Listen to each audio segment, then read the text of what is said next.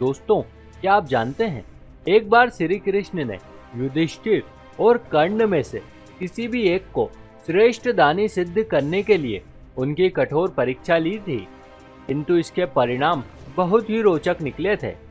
तो आइए एक बार विस्तार से प्रकाश डालते हैं कि यह सब कुछ कैसे घटित हुआ था। नमस्कार और एक बार फिर स्वागत है आप सभी का आपके अपने वीडियो कलश यूट्यूब चैनल पर।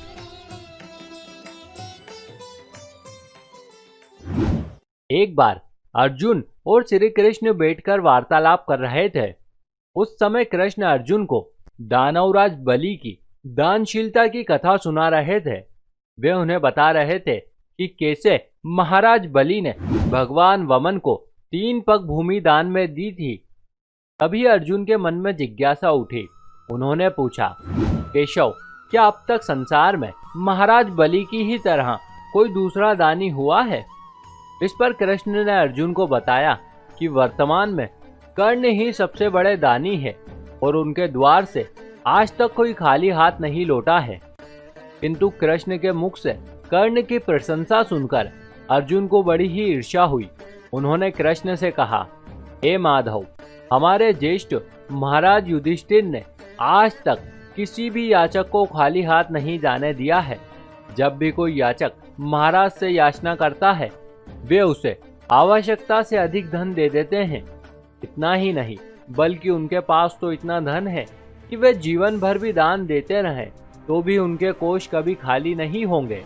अब बताओ, भला इंद्रप्रस्थ के सम्राट के आगे कर्ण की दानशीलता का क्या महत्व है? परंतु ना जाने क्यों ऐसा क्या है, जब भी कभी दानशीलता की बात आती है तब आप हमेशा ही कर्ण का नाम लेते रहते हैं। अर्जुन का ये कथन सुनकर कृष्ण मुस्काए और कहने लगे, चलो क्यों ना आज हम उन दोनों की परीक्षा ले लेते हैं, जिससे कि स्पष्ट हो जाएगा कि कौन किससे बड़ा दानी है। तभी कृष्ण ने याचक का भेष बनाया और रात्रि के समय महाराज युधिष्ठिर के पास दान मांगने पहुंचे। उस समय महाराज सोने जा रहे थे, किंतु जैसे ही उन्हें पता चला कि कोई याचक दान की आशा में उनके द्वार पर आया है, वे तुरंत बाहर आए और ब्राह्मण रूपी कृष्ण का अभिवादन कर उनसे पूछने लगे कि उन्हें दान में क्या चाहिए। ब्राह्मण देव ने कहा कि उन्हें 1 मन चंदन की सूखी लकड़ियां चाहिए। तब युधिष्ठिर ने अपने सेवकों से कहा कि यज्ञशाला में रखी लकड़ियां ब्राह्मण देव को दे दी जाएं। किंतु कृष्ण ने उन लकड़ियों को अशुद्ध बताते हुए लेने से अस्वीकार कर दिया और कहा कि वे लकड़ियां पहले से ही यज्ञ के संकल्प हेतु काटी जा चुकी है, इसीलिए मैं इन्हें स्वीकार नहीं कर सकता हूँ। इतना सुनकर युधिष्ठिर बहुत ही हैरान हुए और उन्होंने कहा कि इस समय सभी जगह पर बारिश हो रही है, ऐसे में तो एक सेल लकड़ियां मिलना भी असंभव है।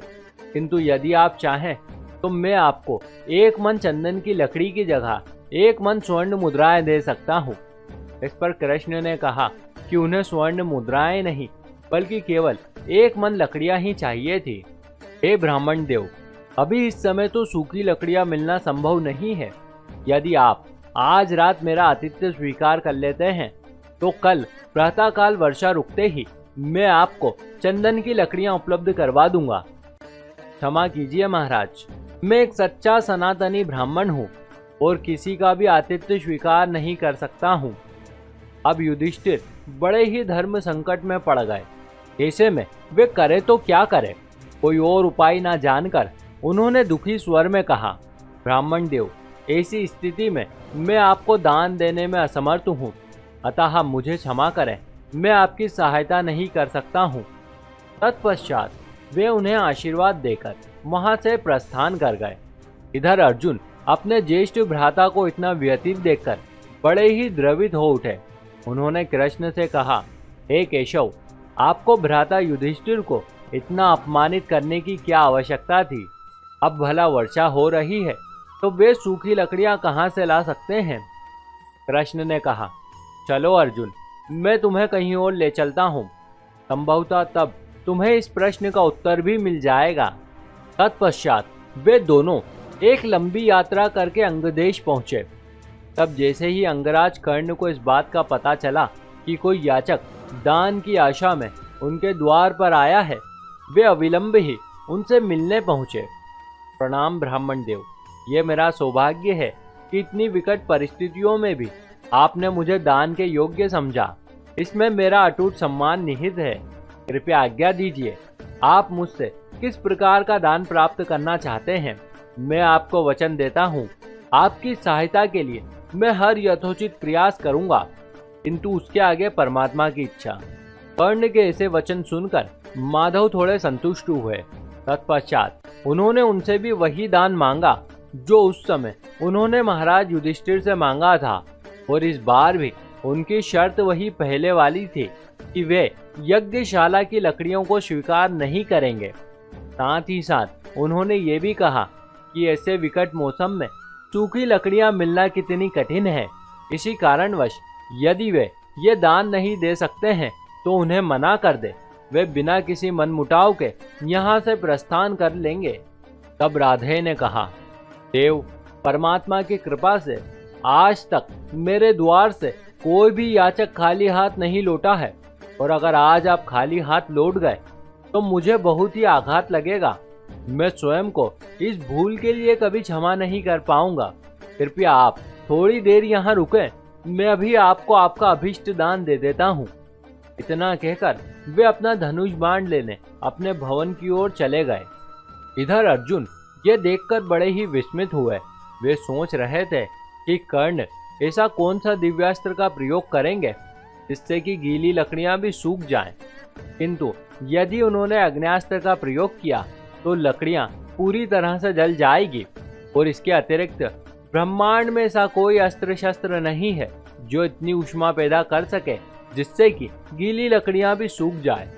थोड़ी देर में ही कर्ण अपना धनुष लेकर वहां लौटे। उन्होंने अविलंब ही अपने तीक्ष्ण बाणों से महल के मुख्य द्वार को काट डाला, जो चंदन की लकड़ी से बना था, और देखते ही देखते वहां पर लकड़ियों का ढेर लग गया। इस प्रकार का दान देखकर अर्जुन अवाक रह गए, किंतु कर्ण की परीक्षा अभी पूरी नहीं हुई थी। कृष्ण ने कहा, हे अंगराज, मुझे आपकी द्वार की लकड़ियां भी स्वीकार नहीं है।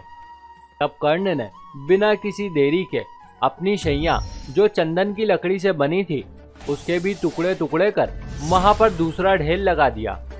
उन्होंने कहा, हे ब्राह्मण देव, मेरी शैया मेरे दिव्य कवच और कुंडलों के कारण कभी अपवित्र नहीं हुई है, अतः ये आपके लिए सर्वथा उपयुक्त होंगी।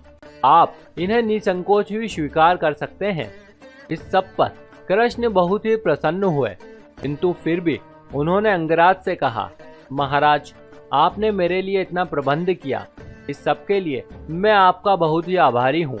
परंतु मैं आपसे जानना चाहता हूँ कि यदि मैं इन लकड़ियों को भी अस्वीकार कर देता तब आप इसके लिए क्या उपाय करते? ऐसी स्थिति में मैं देवताओं से अपने पूरे जीवन में किए गए पुण्य फलों के प्रतिफल के बदले में आपके लिए दान की याचना करूंगा। किंतु महाराज, यदि देवताओं ने मना कर दिया तब आप क्या करेंगे? यदि ऐसा हुआ तो फिर मैं वासुदेव श्री कृष्ण से यही याचना करूंगा। मुझे विश्वास है वे मेरी प्रार्थना नहीं टालेंगे। महाराज, मैं वासुदेव श्री कृष्ण को भी जानता हूँ, उन्हें आपके पुण्य में कोई रुचि नहीं है। वे इसके बदले में आपसे आपका संपूर्ण सामर्थ्य और सभी दिव्यास्त्र मांग लेंगे। फिर कभी भी आप अर्जुन का हित नहीं कर सकेंगे। हे ब्राह्मण देव, अर्जुन का हित मेरे लिए दान से अधिक महत्वपूर्ण नहीं है। यदि वासुदेव मेरा पूरा सामर्थ्य भी मांगते हैं तब भी इसमें अपना हर्ष ही अनुभव करूंगा। हालांकि मैं ये भी जानता हूँ कि बिना सामर्थ्य के मैं अर्जुन से युद्ध नहीं कर सकूंगा, किंतु फिर भी यदि आज मैंने आपको दान नहीं दिया तो वैसे भी मेरे जीवित रहने का कोई औचित्य नहीं रह जाएगा। अंततः कृष्ण रूपी ब्राह्मण ने प्रसन्नता पूर्वक उन लकड़ियों को स्वीकार कर लिया। इधर अर्जुन महादानी की ऐसी दानशीलता देखकर पूरी तरह से निशब्द हो गए। उन्हें इस हाल में देखकर केशव ने कहा, अर्जुन, अब तो तुम जान ही गए होंगे कि आखिर क्यों मैं कर्ण को महादानी कहता हूँ। यदि देखा जाए तो चंदन की शैया तो महाराज युधिष्ठिर के पास भी थी, और तो और उनके द्वार भी चंदन की लकड़ियों से ही बने थे, किंतु फिर भी उन्हें इनका स्मरण तक नहीं आया। हालांकि मुझे महाराज युधिष्ठिर की दानशीलता पर तनिक भी संदेह नहीं है, किंतु फिर भी उनकी तुलना में कर्ण स्वभाव से अधिक उदार और दयालु हैं। उनकी दानशीलता तो मानो उनके रक्त में प्रवाहित हो रही है। इस पर अर्जुन ने रुधे हुए स्वर में कहा, आज मैं भी ये स्वीकार करता हूँ, कर्ण जैसा महादानी इस पूरे संसार में नहीं है, किंतु मैं अब भी नहीं जान पाया हूँ आप एक मन चंदन की लकड़ियों का आखिर क्या करेंगे। हे अर्जुन, इतने महान दान का उपयोग निश्चित ही एक महान कार्य के लिए किया जाएगा। हम इन लकड़ियों का उपयोग महाराज युधिष्ठिर के राजसूय यज्ञ के लिए करेंगे। और इस प्रकार से दोस्तों, वासुदेव श्री कृष्ण ने अंगराज की दानशीलता को सिद्ध किया था। इसी के साथ हमारी ये कथा भी यहीं समाप्त हुई। आशा करते हैं आपको ये जरूर अच्छी लगी होगी।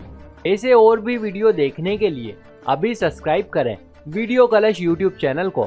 साथ ही साथ इस वीडियो को ज़्यादा से ज़्यादा लोगों के साथ शेयर करें, ताकि चारों ओर धर्म रूपी प्रकाश फैल सके। आप सभी मित्रों का बहुत बहुत धन्यवाद।